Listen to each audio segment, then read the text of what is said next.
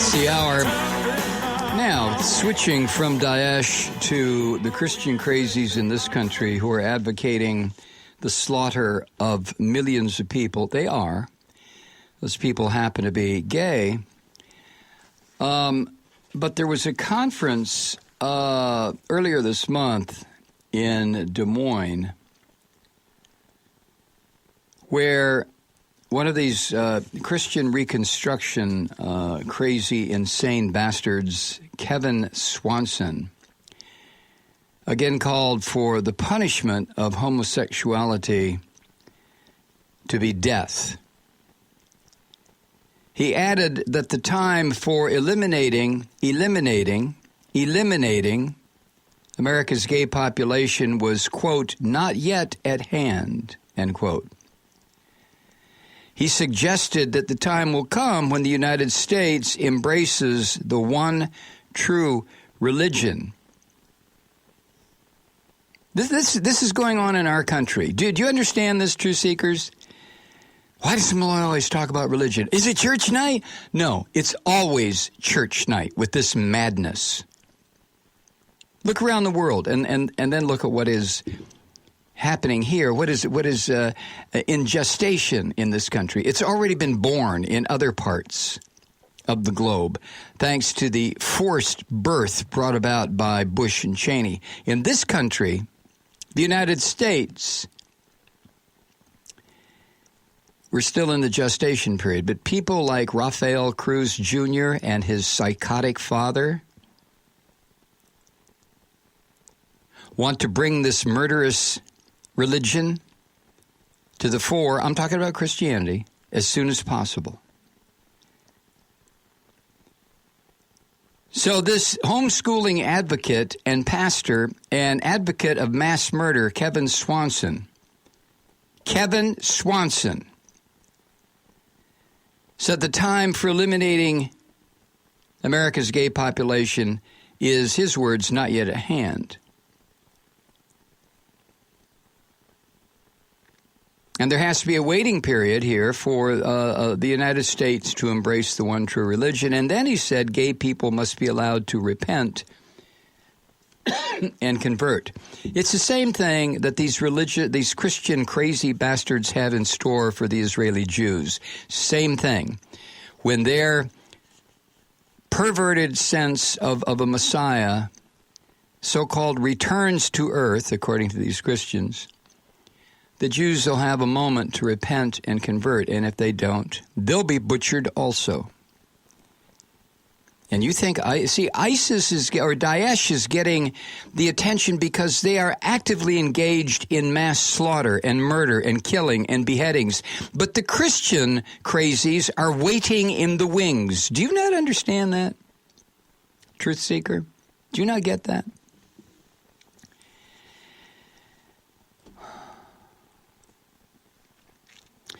According to an op-ed piece in the New York Times today by Catherine Stewart, and she is she's an author of the book The Good News Club, The Christian Right's Stealth Assault on America's Children.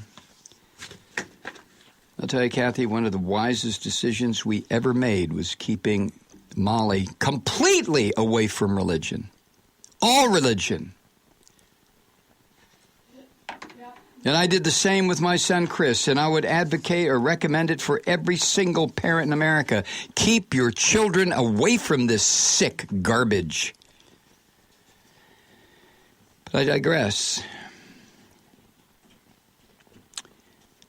Earlier this month in Des Moines, this murderous bastard, Kenneth Swanson, proposed the death of the homosexual population in this country at the National Religious Liberties Conference, an event that he organized. Featured speakers included 3 Republican contenders for the presidency: Mike Huckabee, Piyush Jindal, and Rafael Cruz Jr. Huckabee, being the weaselly, slimy son of a bitch that he is, later pleaded ignorance. He said, oh, what? I didn't know anything about this guy. Yet if you do, as Catherine points out, if you do a quick web search, it'll turn up Swanson's references to the demonic power of the homosexual Borg, the unmitigated evil of Harry Potter, and Princess Elsa of Frozen, Disney's character, who has a lesbian agenda.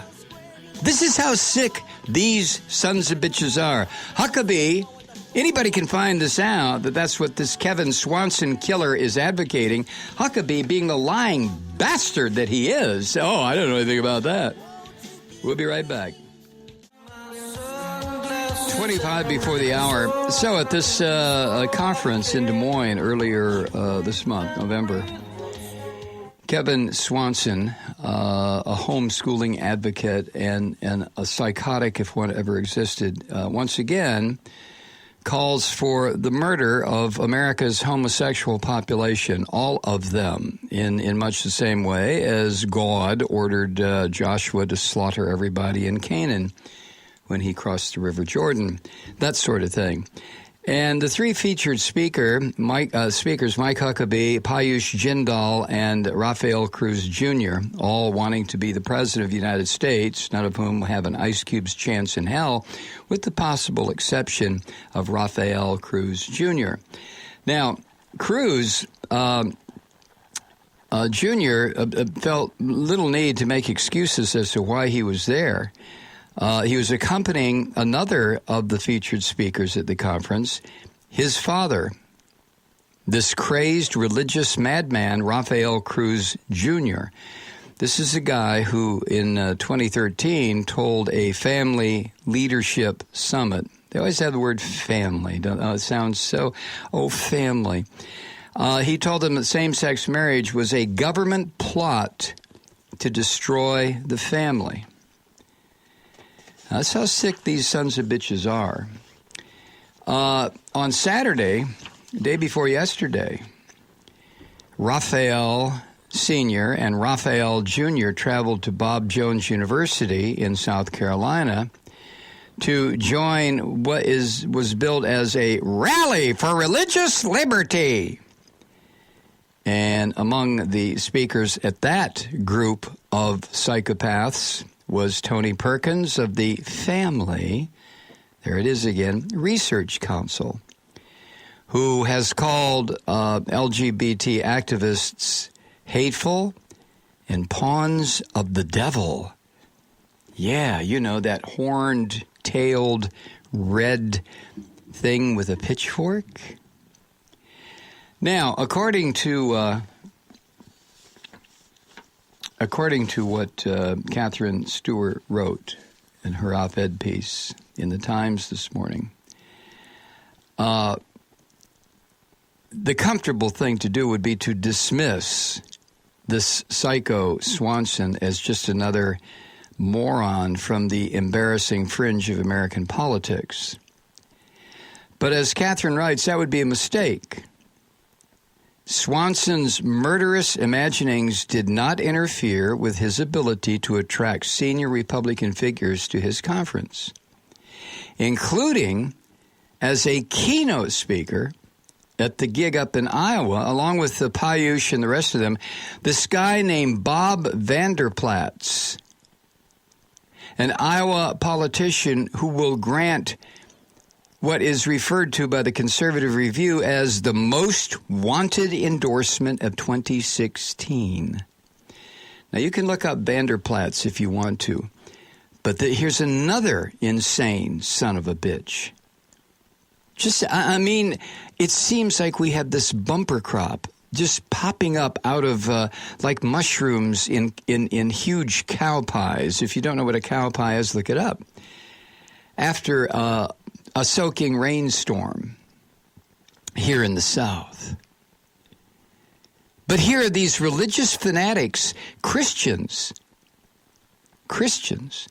The only difference between these Christian fanatics and the Islamic fanatics who are actually beheading and committing mass murder is that the Christian fanatics have not yet, as a group, turned that corner.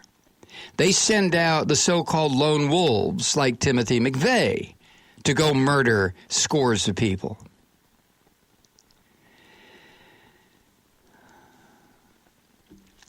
Now, Swanson, the guy who organized this convocation of people who agree, this Kevin Swanson, that gay folks should be put to death. Swanson is the product, as Catherine puts it, of a significant political movement that has coalesced around the theme of religious liberty. Many of its leaders and their allies appear at the Family Research Council's annual Values Voters Summit. Other power centers of these sick bastards include Liberty University, the Jerry Falwell sump hole, conservative policy organizations like the American Family Association, and this group of delusional women, Concerned Women for America, and then Kim Davis's lawyers organization, the Christian legal advocacy group Liberty Counsel, and the legal powerhouse behind the Hobby Lobby decision, that would be the Alliance Defending Freedom. The president of that group, Alan Sears, co-wrote a book 10 years ago titled The Homosexual Agenda, Exposing the Principal Threat to Religious Freedom Today. My God. I've never seen such a movement against a group of people, unless one wants to consider the Nazi movement against the Jews in Germany in the 30s. I've never seen anything closely paralleling that except what is going on with the Christian right-wing movement in this country against gay folk. And it carries with it, this movement in this country, the same potential for mass murder. It's there. It's there.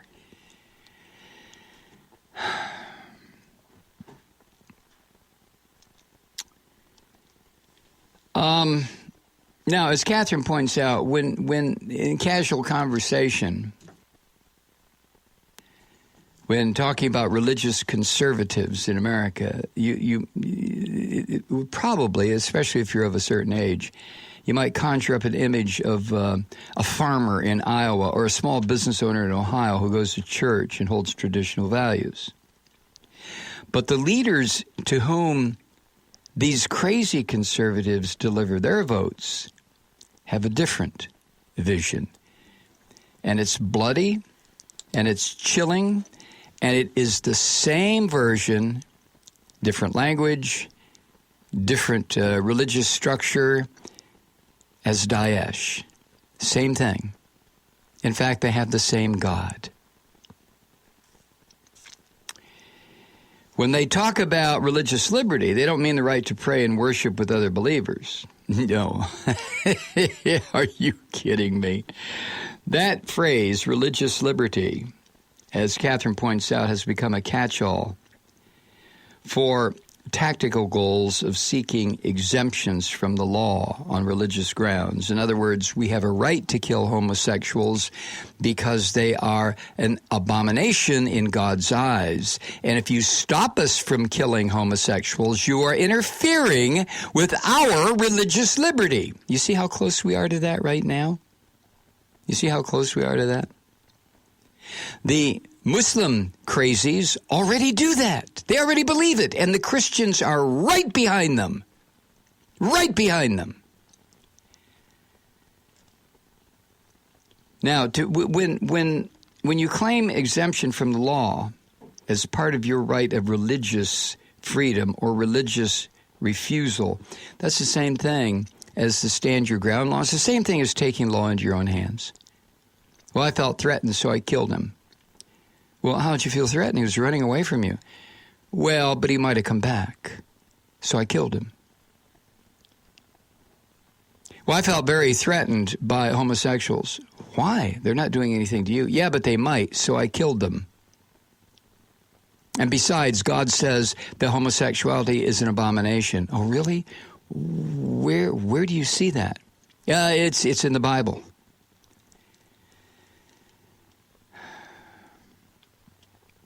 Now, the leaders of this movement, the Christians, it's so easy to interchange Daesh and Christian. But the leaders of the Christian movement are breathtakingly radical, like this Swanson bastard. And they feel persecuted, and they're encircled in a hostile world. And they believe, just like Daesh, that America, in this case, will only find peace when all submit to the one true religion. And guess which one that is?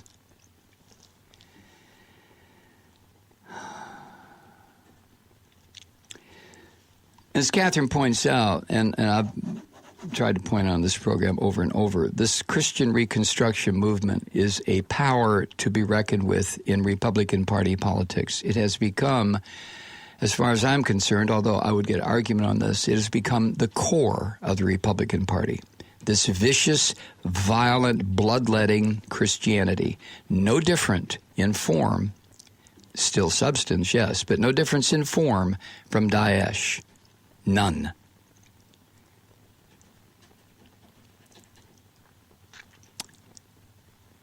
Rafael Cruz Jr. is basing his strategy on winning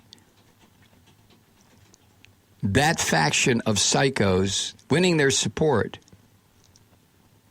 Ben Carson told a Liberty University convocation this month of his concern that so many people, quote, are trying to push God out of our lives, end quote.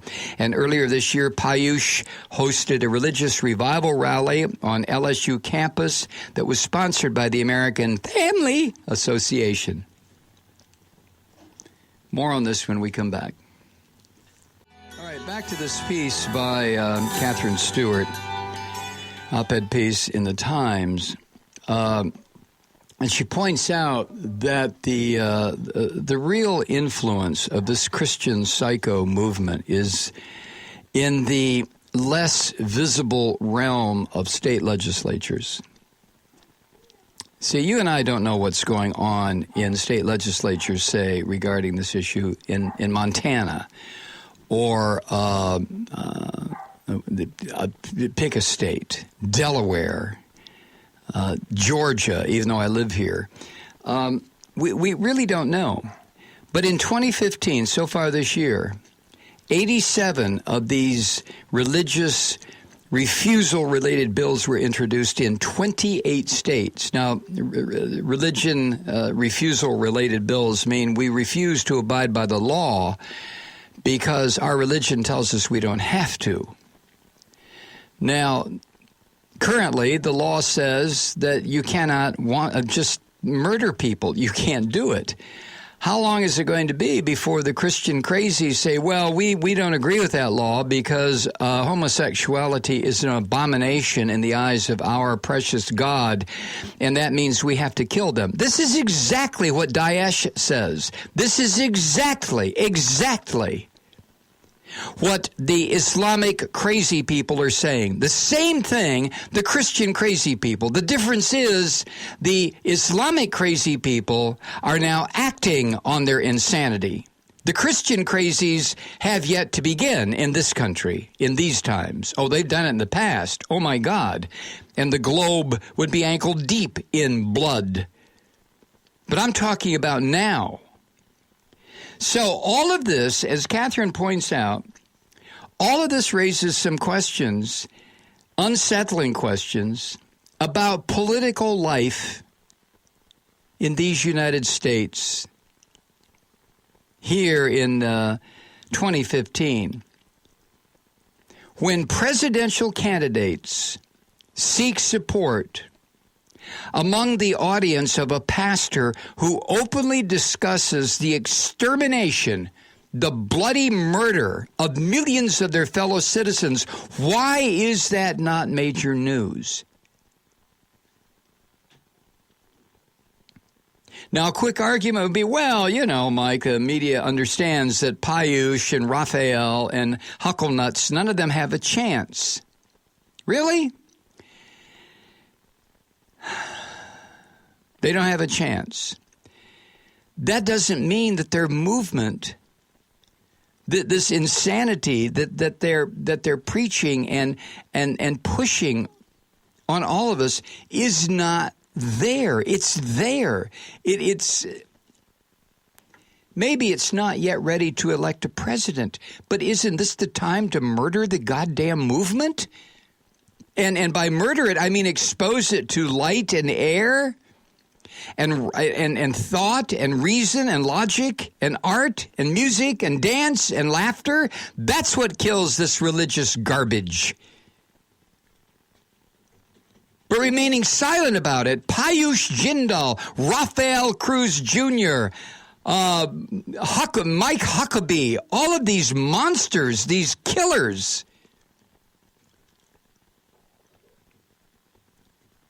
found it to their advantage to gather in Iowa earlier this month, in Des Moines, to listen to people talk about the elimination of millions of people in this country.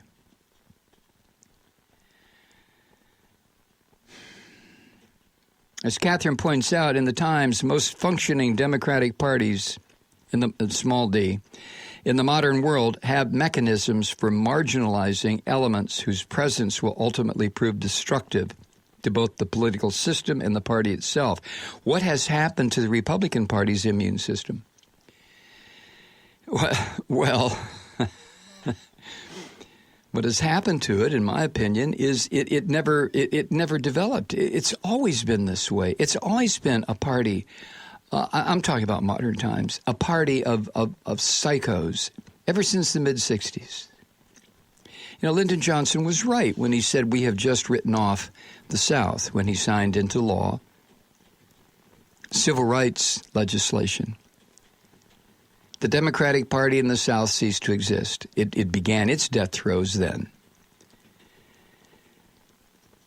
So why are the rest of us complacent about this, as Catherine asks? Because a majority of the public has swung behind same-sex marriage, pundits would have us believe that the culture war is over. Ha-ha. But the leaders of the so-called religious liberty movement